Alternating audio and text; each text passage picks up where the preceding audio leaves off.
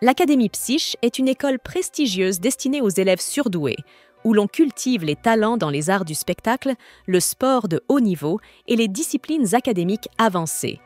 Yu Ayase y a récemment été transféré, et pourtant, il est déjà devenu le souffre-douleur de son mentor. Ce dernier ne cesse de lui crier dessus avec frustration. Non pas à cause de ce que Yu fait, mais à cause de ce qu'il est.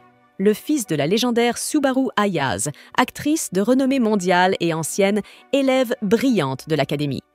Contrairement à sa mère, Yu peine. Il est faible en arts martiaux et a échoué dans ses cours avancés. Pourtant, certains élèves gardent espoir, convaincus que les vrais prodiges dissimulent parfois leur talent. Subaru Ayase est une diplômée de classe A de l'Académie Psyche, adulée dans le monde entier pour son jeu d'actrice exceptionnel, sa beauté sans égale et ses cascades audacieuses. Seize Talents couvre de nombreux domaines et elle a terminé première de sa promotion.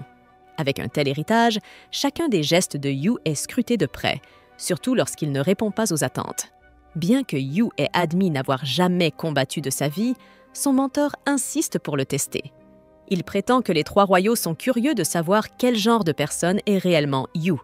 Sous la pression et la frustration, Yu fonce et donne un coup de poing de toutes ses forces, mais lorsqu'il touche sa cible, l'impact est si faible qu'on dirait une simple tape. Son mentor perd alors totalement son sang-froid et plaque Yu au sol. Des murmures commencent à résonner dans tout le stade. Astérisque, astérisque. Le fils de Subaru Ayase est un échec total. Astérisque, astérisque. On attend souvent des enfants de génie qu'ils héritent de leur éclat. Yu vit avec cette déception depuis ses 17 ans. Toujours à terre, il lance une remarque cinglante à son mentor. Plus on est médiocre, plus on est obsédé par le talent. À cet instant, son mentor croit entendre parler Subaru elle-même. Si ce n'est pas le talent, tu as au moins hérité de son visage. Malgré tout, son mentor continue de le réprimander pour sa médiocrité. Mais Yu le sait déjà. Il a vu de ses propres yeux à quel point sa mère brillait. Sans dire un mot de plus, il s'éloigne. Tout le monde pense qu'il est simplement habitué à perdre. Mais les trois royaux, eux, ne peuvent pas laisser cela arriver.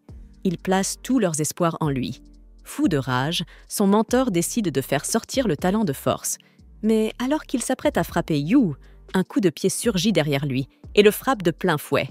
Face à lui se tient Nico, bientôt rejointe par ses deux sœurs. Kazuki, une actrice de théâtre à succès, et Miwa, une prodige du sport au palmarès inégalé. Quant à Nico, elle est la meilleure combattante de l'école.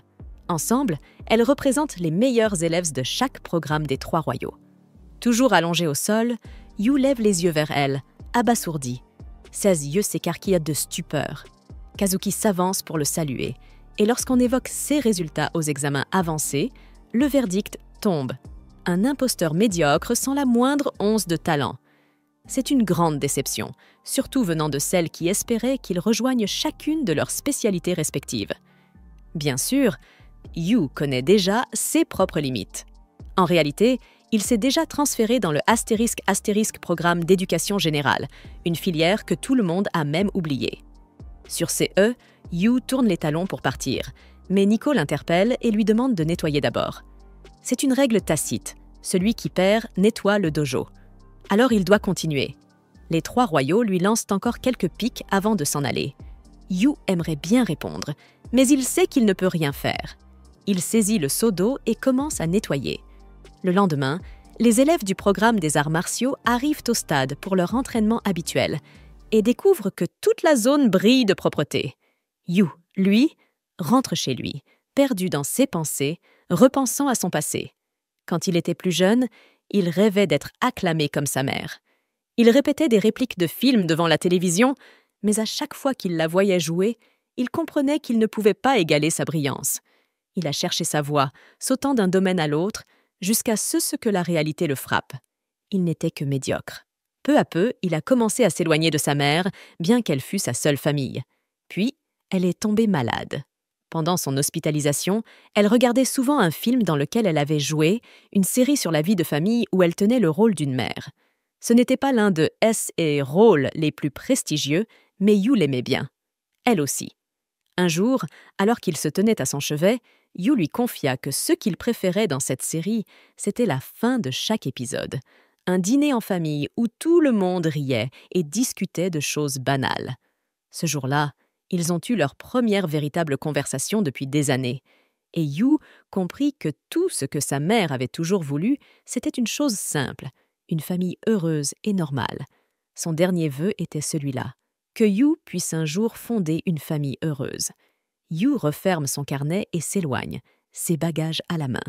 Il ne sait pas encore comment accomplir ce souhait, mais une chose est sûre, il est prêt à essayer. Il s'arrête devant une grande maison sur le portail de laquelle est inscrit le nom astérisque Mikadono astérisque. L'endroit est immense, mais Mikadono lui avait bien dit qu'il pouvait entrer. Yu pousse donc le portail et, à sa grande surprise, découvre qu'il s'agit en réalité d'un véritable manoir. Ébahi par la taille et la splendeur des lieux, Yu commence à se poser de sérieuses questions sur l'identité de ce mystérieux Mikadono. Alors qu'il s'apprête à défaire ses bagages, un pied vient soudainement s'écraser en plein sur son visage. Il tombe au sol. Devant lui se tient Miko, tout juste sorti du bain, vêtu uniquement d'une serviette. Comprenant que Nico habite ici et qu'elle l'a probablement pris pour un intrus, Yu tente de s'expliquer. Mais Nico, déjà en colère, s'apprête à l'attaquer de nouveau. Seulement, elle glisse subitement et tombe. Yu en profite pour la taquiner un peu. Il jette une serviette sur sa tête pour l'essuyer, mais au bout de quelques secondes, Nico se dégage de son emprise, clairement irritée. C'est alors que les deux autres sœurs font leur apparition. Kazuki le dévisage et dit qu'il lui semble familier, tandis que Miwa le reconnaît aussitôt et exige de savoir ce qu'il fait chez elle. Avant même qu'il puisse répondre, son téléphone sonne sur la table. Les trois filles se figent lorsqu'il décroche et mentionnent négligemment le nom de leur père, Monsieur Mikadono. Ce dernier l'appelle pour vérifier s'il est bien arrivé. On apprend alors que la mère de Yu était une vieille amie et bienfaitrice de Monsieur Mikadono. En sa mémoire, il a décidé de veiller sur Yu, dans l'espoir que le talent de sa mère se perpétue à travers lui. Mais ce qui choque le plus Yu, c'est que les trois filles sont en réalité les filles de Mikadono. Ce dernier a simplement oublié de le lui dire. Monsieur Mikadono annonce qu'il s'attend à ce que Yu s'entende bien avec ses filles. Yu, quant à lui, reste bouche bée. Il repense au dernier souhait de sa mère, qu'il puisse un jour avoir une famille heureuse. Et c'est ainsi que ce garçon ordinaire se retrouve, contre toute attente, à faire partie d'une famille composée de 3 sœurs exceptionnelles. Les filles, en apprenant qu'elles vont devoir vivre avec lui, poussent un cri de désespoir. Yu, lui, a l'impression d'être tombé dans un rêve complètement absurde. Nico, agacé, finit par accepter la situation à contre-cœur, affirmant que c'est la décision de leur père, après tout. Kazuki, incrédule, ne comprend pas comment leur père a pu accueillir quelqu'un qu'elle considère comme un raté. Quant à Miwa, elle refuse catégoriquement de s'occuper d'un parasite idiot. Il est clair qu'aucune d'entre elles n'est ravie de la présence de Yu. Mais malgré tout, Yu ne compte pas reculer. Il sait qu'il est banal, mais il est bien décidé à rester fort et à vivre le rêve d'une famille heureuse que sa mère avait toujours imaginé pour lui. Yu se présente officiellement aux 3 sœurs, mais aucune ne semble vraiment s'en soucier. Alors qu'il s'apprête à ranger ses affaires, il marche par mégarde sur ceux qui semblent être un sous-vêtement féminin. Kazuki le lui arrache immédiatement des mains, rouge de gêne. C'est à ce moment-là que Yu remarque que le manoir est dans un état lamentable. En jetant un coup d'œil vers la cuisine, il découvre un spectacle encore pire. Kazuki était censée s'occuper de la vaisselle, mais apparemment, elle ne l'a jamais fait. Des éclats de verre encombrent l'évier et Yu les ramasse prudemment un à un. Il comprend que Kazuki avait tenté de faire la vaisselle, mais sans grand succès. Puis, il tombe sur une montagne de linge sale. C'est Miwa qui en avait la charge. Elle avoue avec nonchalance qu'elle a oublié comment faire, malgré sa capacité à mémoriser des choses bien plus complexes. Pour s'en sortir, elle a même griffonné des instructions de lavage sur ses propres mains. Miko, responsable des tâches ménagères, se moque alors des résultats de Yu au test d'aptitude, l'accusant de révéler au grand jour leur incompétence. Mais Yu n'y prête aucune attention. Une fois leur déluge d'insultes terminé, il ne réagit même pas. La maison est déjà étincelante. Et c'est là que Miko fait enfin le lien. C'est lui aussi qui avait nettoyé le dojo. Yu tente une nouvelle fois de se faire bien voir, souriant et affirmant qu'il peut faire ce genre de ménage quand elles veulent. Il a la tête de l'emploi, c'est certain. S'il n'était pas aussi nul dans tout le reste. Le lendemain matin, Yu se réveille au son de son réveil, s'attendant à une journée paisible puisqu'il n'y a pas école. Mais cette illusion vole rapidement en éclats quand des bruits sourds résonnent dans toute la maison. Il n'est que 7 heures du matin et Miko est déjà à l'entraînement dans son dojo privé. Dans une autre pièce, Miwa est plongée dans un jeu vidéo intense, débattant furieusement avec une IA pendant qu'elle martèle les touches de sa manette. Quant à Kazuki, elle est en cuisine, en train de mélanger tranquillement une boisson verdâtre douteuse comme partie de sa routine matinale. Yu se rend compte à quel point il est différent des 3 sœurs. Même en l'absence de cours, elles ont toutes quelque chose à faire, le laissant seul dans la maison. Il espérait pouvoir partager le petit déjeuner avec elle, mais Kazuki semble pressé. Il se tourne alors vers Miwa, qu'il trouve affalée devant une montagne de snacks qu'elle considère visiblement comme son repas du matin. Il tente de la mettre en garde contre les sucreries dès le réveil, mais l'éclat dans ses yeux lui fait vite comprendre qu'il ferait mieux de se taire. Alors qu'il commence à préparer son propre petit déjeuner, ses pensées dérivent doucement vers sa vie d'avant, celle qu'il partageait avec sa mère. À chaque fois qu'il préparait le petit déjeuner, sa mère ne mangeait presque jamais avec lui. Toujours occupée, toujours centrée sur elle-même. Ce comportement, Yu le connaît bien. Les prodiges vivent souvent enfermés dans leur propre monde. S'il n'a jamais réussi à créer un vrai lien avec sa propre mère, comment pourrait-il espérer vivre en paix avec 3 sœurs aussi talentueuses? Alors qu'il mange seul, Yu remarque le regard de Miko fixé sur son assiette. Elle est surprise d'apprendre qu'il a cuisiné avec des ingrédients presque périmés. Quand il lui propose une part, elle hésite un instant, visiblement tentée, mais se ravise rapidement en se rappelant son régime strict. Son plat est peut-être savoureux, mais bien trop déséquilibré pour quelqu'un qui s'entraîne au quotidien comme elle. Alors que les 3 sœurs se pressent pour partir, Yu reste seul à table. Il repense à sa mère, qui elle aussi suivait des régimes draconiens pour certains rôles. Maintenant, tout s'éclaire. Kazuki fait de même pour préserver son image de star. Miwa grignote sans arrêt pour rester mentalement alerte. Nico suit une routine stricte pour garder son corps au sommet. Les prodiges sont souvent tellement concentrés sur eux-mêmes qu'ils finissent par ignorer ceux qui les entourent. Yu se souvient que, parfois, sa propre mère lui faisait peur. Il s'était éloigné d'elle, incapable de comprendre son monde. Alors que les 3 filles s'apprêtent à franchir la porte, elles se disputent sur qui est responsable du retard. Juste avant qu'elles ne partent pour de bon, Yu les arrête. Il leur annonce qu'elles ont oublié quelque chose. Affolées, elles fouillent leur sac à toute vitesse, pour finalement se rendre compte qu'elles n'ont rien oublié. Agacées, elles le réprimandent pour les avoir inquiétées pour rien. C'est alors que Yu ajoute, d'un ton calme, « Ce que vous avez oublié, c'est de dire astérisque bonne journée ». Plutôt que de les attendrir, ces mots provoquent un malaise général. Sans répondre, elles reprennent leur chemin, balayant l'étrangeté de l'instant d'un haussement d'épaule. Son message n'a clairement pas eu l'effet escompté, mais Yu reste déterminé à réessayer. Nico, en marmonnant, trouve la remarque stupide. Mais lorsqu'elle croise son reflet dans la vitre, elle remarque ses joues rougies. Et Yu, Kazuki, Miwa... Chacun d'eux repensera à ces mots dans la journée, même s'ils ne l'avoueront jamais. Au fond d'eux, ils ont trouvé ça plutôt agréable. De retour au manoir, Yu fait la vaisselle quand son téléphone sonne. C'est Monsieur Mikadono. Il appelle simplement pour prendre des nouvelles et l'informer qu'il sera rarement à la maison à cause de son travail. Autrement dit, Yu passera la plupart de son temps seul avec les 3 sœurs. Il lui confie également une faveur. En tant que prodige, ces filles seront un jour confrontées à leurs propres défis. Il veut que Yu soit là pour elles lorsqu'elles en auront besoin. S'il y parvient, Monsieur Mikadono est convaincu que les filles finiront par s'ouvrir à lui. Mais Yu ne peut s'empêcher de douter.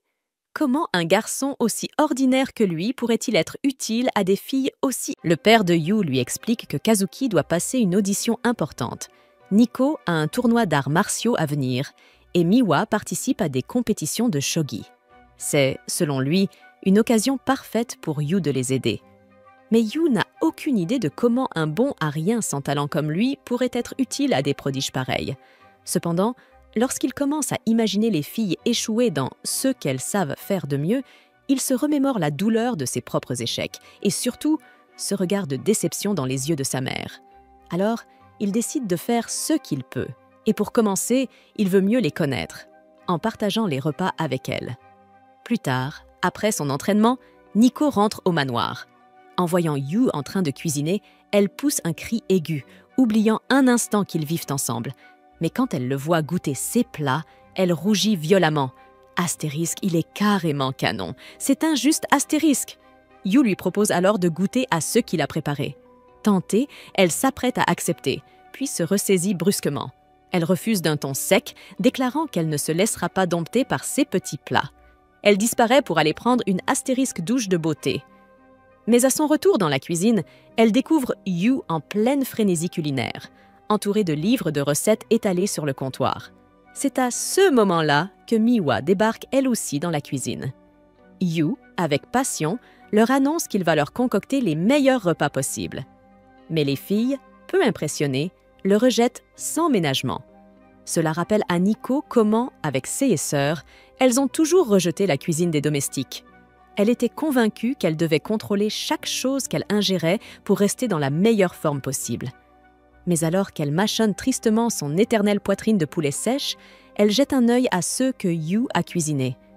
Et là, elle salive immédiatement face au festin appétissant qui s'offre à elle. C'est à ce moment que Yu surgit derrière elle, l'air intense. Il lui explique avec un sérieux presque inquiétant que chaque plat est soigneusement équilibré, riche en nutriments et parfaitement adapté à son régime de sportive. Sous l'insistance de Yu, Nico finit par céder. Alors qu'il s'effondre de fatigue, il lui confie que tous les plats ont été conçus sur les recommandations de diététiciens, rien que pour elle. Nico rougit en comprenant qu'il a fait tout cela, juste pour elle. Quand elle goûte enfin, elle ne peut s'empêcher de le féliciter. Son visage s'éclaire. Son cœur se trouble. Yu, lui, s'imagine avoir apprivoisé un petit chat errant avec une bouteille de lait. Pendant ce temps, Miwa, en train de les épier discrètement, salive en secret. Lorsqu'elle finit par descendre, Yu l'assaillit aussitôt d'explications scientifiques sur son plat, affirmant que les acides qu'il a utilisés sont parfaits pour stimuler ses capacités cérébrales. Intriguée et affamée, Miwa accepte finalement de goûter. C'est alors que Nico réalise que Yu a aussi cuisiné en pensant au goût de Miwa. Pendant qu'ils mangent, les sœurs commencent à discuter de combien de temps s'est écoulé depuis leur dernier repas ensemble. Yu, attendrie, les observe avec un petit sourire. Mais soudain, Kazuki surgit, interloquée de voir ses sœurs à table ensemble. Comme à son habitude, Yu se met à lui vanter les bienfaits de son plat, expliquant qu'il pourrait sublimer ses talents et même lui donner un teint parfait pour la scène. Contre toute attente, Kazuki le rejette froidement. Nico essaie de prendre sa défense, mais Kazuki réplique que les repas en famille, ce n'est pas pour elle. Yu, dévastée, la compare à un chat sauvage qui refuse qu'on le nourrisse. Touché par ses efforts, Nico, se sentant mal pour lui prend le plat des mains et commence à manger. C'est alors que Yu lance soudainement que le plat de Kazuki est bourré de glucides et qu'il risque de la faire grossir, ce qui met Nico hors d'elle, elle qui essayait juste d'être gentille. Mais Yu la rassure doucement, lui promettant de l'aider à surveiller son alimentation. Nico rougit instantanément, plus rouge encore qu'une tomate bien mûre. 3 jours plus tard, Yu fait sa rentrée scolaire. Il pense toujours à comment briser la carapace de Kazuki et accomplir le souhait de leur père, aider ses filles à s'épanouir. Il décide de l'aborder de front. Il la rejoint alors qu'elle est littéralement encerclée par ses fangirls qui la couvrent de compliments. Dès qu'elles le reconnaissent, les filles se moquent de lui, le traitant de bon à rien. Kazuki, amusé, se joint à elle, mais Yu ne se laisse pas démonter. Il la supplie de ne plus repousser ses avances et d'accepter son cadeau spécial, convaincu que cela la rendra heureuse. Sauf que, alors que Yu parle de nourriture, tout le monde croit qu'il évoque quelque chose de beaucoup plus intime. La foule s'exclame, l'accusant de chatouiller le cornichon d'un loser. Pris de panique, Yu détale à toutes jambes, fuyant le chaos qu'il vient, encore, de provoquer. Yu décide alors d'approcher Nico pour lui demander de l'aide afin de se rapprocher de Kazuki. Mais dès qu'il l'interpelle, Nico se fige, les joues rouges, ne pouvant penser à autre chose qu'à combien il l'a fait chavirer. Sees Amy, intriguée par la familiarité de You envers Nico, le confronte sur le champ. Mais avant qu'il ne puisse répondre, Nico surgit avec une aura glaciale et écrasante, réduisant ses camarades au silence. Terrorisé, You prend la fuite et court vers son dernier espoir, Miwa. Pendant ce temps, Miwa est en classe, concentrée, sur une partie de shogi sur son téléphone. Lorsqu'elle entend ses camarades bloqués sur un exercice de maths, elle donne la réponse du tac au tac. Mais au lieu d'être admirée, les autres élèves sont terrifiés par son intelligence froide et tranchante. Yu arrive alors et remarque que, contrairement à ses sœurs, Miwa est aussi silencieuse ici qu'elle ne l'était chez eux. Il tente de discuter avec elle et lui propose de déjeuner ensemble. Miwa décline sans détour et s'éloigne tranquillement. Mais Yu n'abandonne pas. Il se met à la poursuivre dans tout le campus, déclenchant une véritable chasse au trésor, pour un simple déjeuner. À la fin, tous deux s'écroulent, épuisés. Yu réalise alors que Miwa est aussi nulle que lui en sport. Il lui fait remarquer qu'elle est très réservée en classe. Miwa lui confie qu'en tant que l'une des 3 royales, elle a du mal à s'intégrer et à parler des choses de fille avec les autres. Yu, dans un élan de sincérité, lui dit qu'il comprend, lui aussi étant un royal, mais un royal raté qui échoue dans tout ce qu'il entreprend. Miwa, touchée malgré elle, éclate de rire et le traite d'idiot. Après ce moment de calme, ils finissent enfin par déjeuner ensemble. Miwa lui donne un précieux conseil. Pour se rapprocher de Kazuki, il doit découvrir ce qu'elle aime vraiment manger. Elle se souvient qu'enfant, Kazuki avait demandé à leur mère un plat très spécial. Yu comprend alors que le seul moyen de toucher Kazuki, c'est de recréer le plat favori qu'elle mangeait enfant, la cuisine de leur mère. De retour à la maison, Yu se met en cuisine, déterminée à concocter ce plat si spécial. C'est à ce moment que Kazuki entre dans la pièce, avant de s'écrouler soudainement devant lui. Il découvre rapidement qu'elle souffre d'une forte fièvre. Alors que chacun tente de prendre soin d'elle, Kazuki rejette toutes leurs tentatives et les chasse de sa chambre, refusant leur aide. Mais Yu ne baisse pas les bras. Il continue de lui envoyer des plats dans l'espoir qu'elle les goûte. Mais Kazuki les rejette un à un, les qualifiant de répugnants. Yu finit par entrer de force dans la chambre de Kazuki pour lui apporter son plat. Lorsqu'elle tente de le chasser, elle vacille, affaiblie, et s'effondre sur lui. Il lui dit calmement qu'à ce rythme, elle va rater toutes ses répétitions, et lui propose alors de devenir son partenaire de scène jusqu'à ce qu'elle se remette. Fière, Yu se vante d'être le fils de la grande actrice Subaru et d'avoir commencé à jouer dès son plus jeune âge. Kazuki, intriguée, se demande si elle n'est pas face à un futur prodige. Mais l'illusion se brise aussitôt que Yu commence à lire son texte. Il a la voix d'une vache mourante.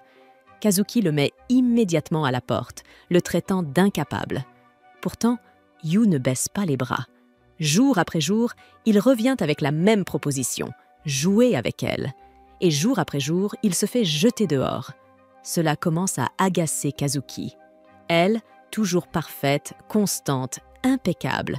Lui, pitoyable, chaotique, tenace. Mais une nuit, alors qu'elle descend dans le salon, elle le découvre en train de regarder toutes ses performances à la télévision. Il récite ses lignes à voix haute, maladroitement, mais avec détermination. Kazuki, silencieuse, se sent touchée. Même s'il reste un acteur déplorable, son acharnement ne laisse pas son cœur indifférent. Le lendemain, Yu est de retour dans sa chambre, prêt pour une nouvelle séance. Mais cette fois, Kazuki, repensant à la scène de la veille, ne le chasse pas. Elle s'assied à côté de lui et commence à jouer. Yu, ému, sent quelque chose se débloquer. Et, à la surprise générale, il prononce une réplique, à la perfection. Submergé par l'émotion, Yu fond en larmes, appelant sa mère à travers les sanglots, incapable de croire qu'après plus de 10 ans d'efforts, il a enfin réussi à bien jouer une seule ligne.